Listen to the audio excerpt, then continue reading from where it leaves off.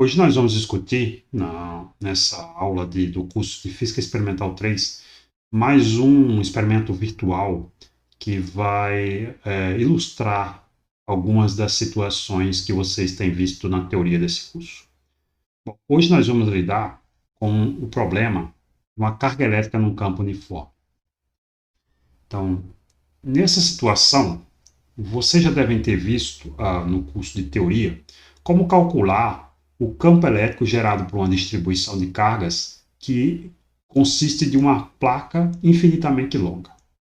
Então, como vocês viram lá, esse campo elétrico, que pode ser obtido através da integração direta da distribuição de carga ou da utilização da lei de Gauss, é dado por essa expressão aqui, sendo sigma a densidade superficial de carga, ou seja, a quantidade de carga por unidade de área da placa.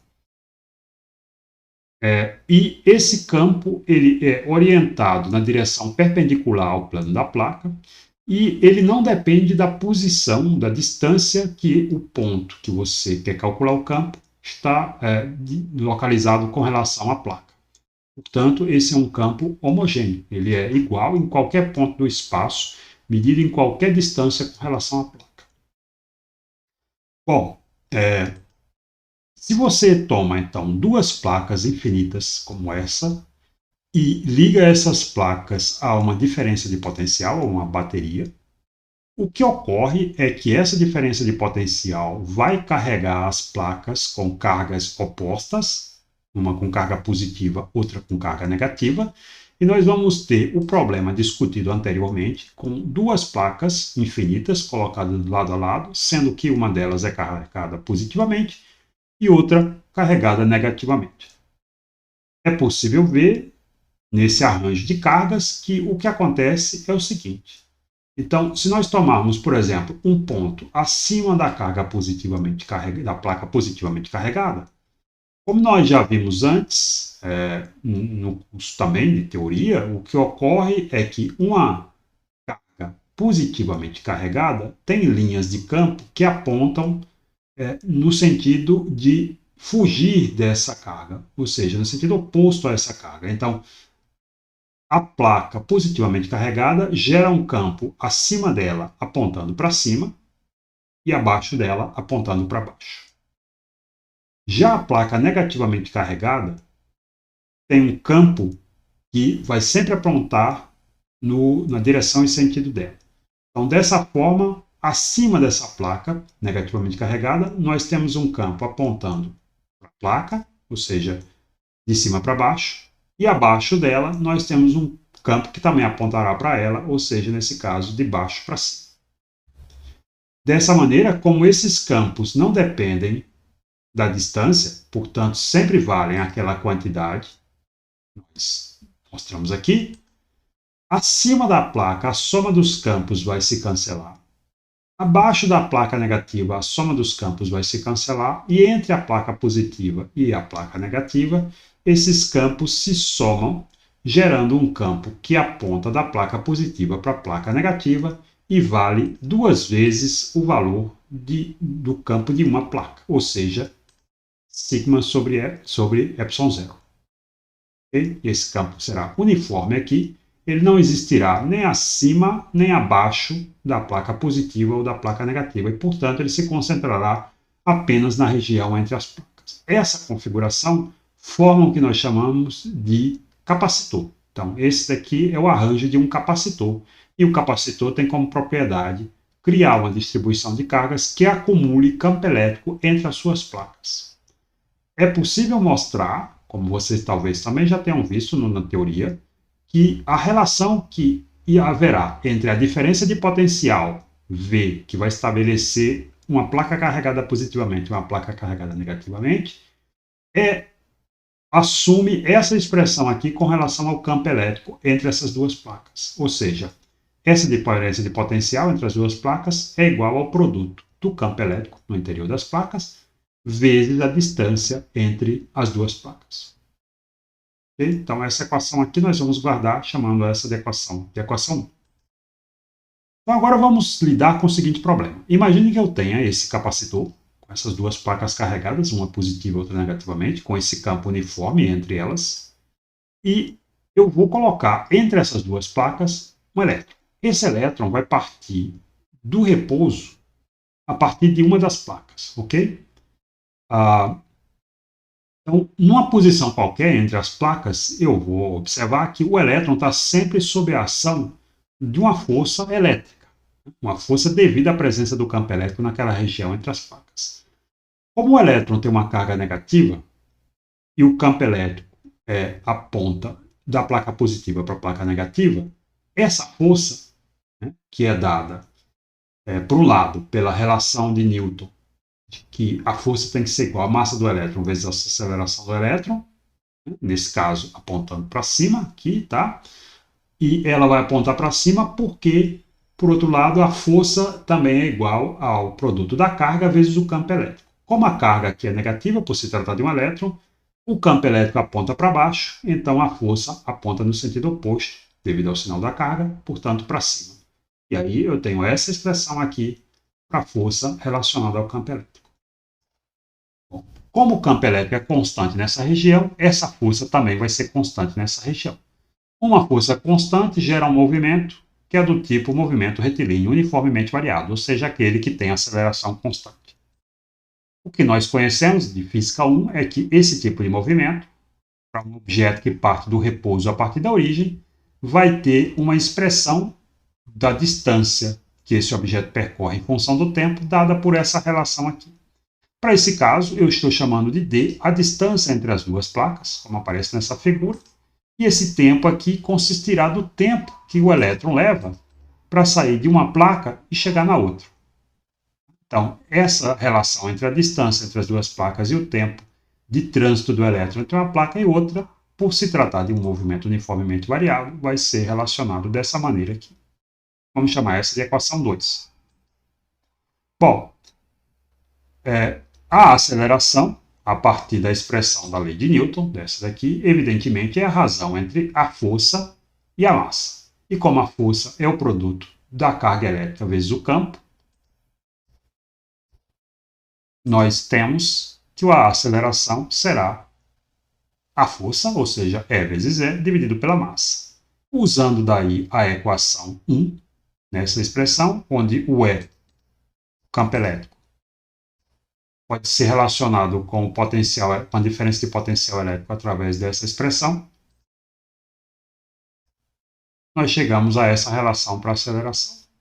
Substituindo essa aceleração nessa expressão aqui, nós vamos ganhar essa equação aqui, que eu chamo de equação 3, que envolve a distância entre as placas, a diferença de potencial entre elas e o tempo necessário para o elétron ir de uma placa a outra.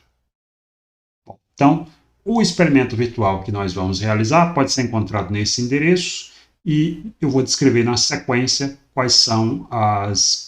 qual é a prática e os passos que nós vamos dar para realizar esse experimento virtual.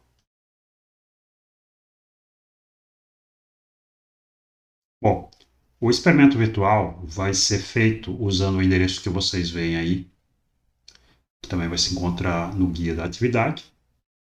E, procedendo a ele, nós temos a seguinte montagem. Como vocês veem aí, nós temos as duas placas paralelas que formam um capacitor. Ambas são alimentadas por essa bateria que estabelece uma diferença de potencial que vai ser a responsável por carregar as placas, uma positivamente, como aparece aqui, outra negativamente.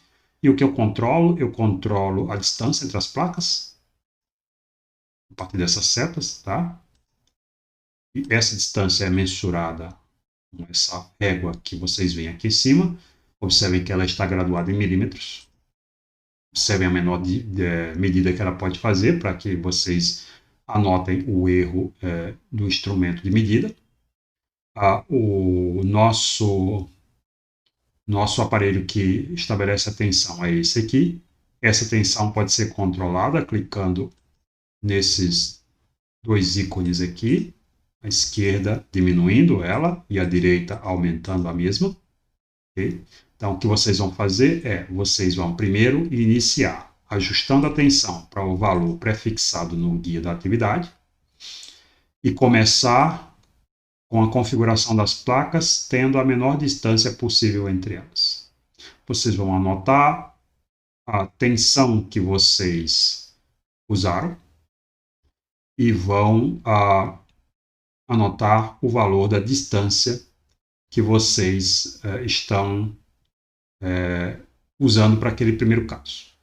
Então, na sequência, nós vamos clicar nesse botão aqui que vai disparar um elétron. E observem que aqui eu tenho um cronômetro graduado em nanosegundos que vai me dizer quanto tempo transcorre para o elétron sair de uma placa e chegar na outra. Ok? Então, esse é o valor. Então, o próximo passo é resetar todo o processo, colocar uma nova distância entre as placas, medir essa distância, deixando a mesma tensão do caso anterior, tá? Que eu não vou mexer nessa primeira parte. E aí, novamente, disparar o elétron e medir o tempo. Então, esse processo será reproduzido 5 vezes, para termos 5 valores entre a distância e o tempo transcorrido para uma determinada tensão fixa.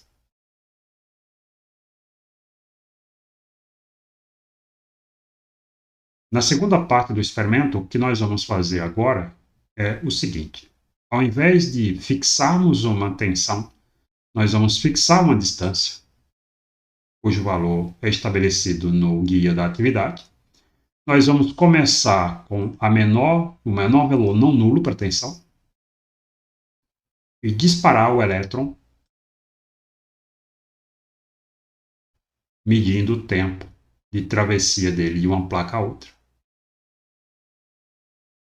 Okay? Anotado esse valor da tensão e do tempo, reseta-se o processo.